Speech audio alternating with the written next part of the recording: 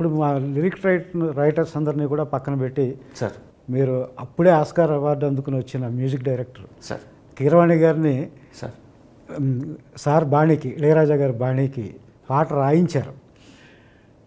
దాని గురించి సార్ అది కీరవాణి గారు కూడా ఇళయరాజా గారి ఫ్యాన్. అవునండి, అవునండి, తప్పకుండా అండి. అంటే బేసిక్గా ఏంటంటే నాకు కొంచెం నెరేటివ్ ఫిల్మ్స్ రాసే స్టైల్ అండి నాది. అంటే పాట will be in to the story అండి, కట్ పాట కాదండి. సో కీరవాణి గారు దాన్ని తాలూకు శైలిలో చిన్న చమత్కారం ఉంటుందండి. సో ఈ సిచ్యువేషన్ సార్ చెప్పేటప్పుడు కూడా కొంచెం వెరైటీ కైండ్ ఆఫ్ సిచ్యువేషన్ అది. సో అది ఆన్ అండ్ ఆఫ్ రెండు ఉండాలండి, దాంట్లో నెగిటివ్ అండ్ పాజిటివ్. సో అలాంటి కొంచెం క్రిటికల్ దాన్ని tune as game me a very big kick.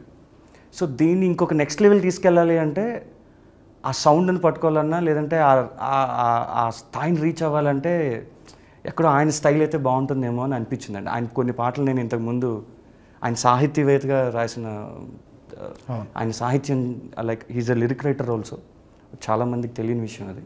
మీరు ఎప్పుడు చెప్తారు బాహుబలిలో కన్నాని ఎదురించరా is one of my favourite అండి. అవునండి, అవునండి. So that made me to just collaborate one a biggest stream sir.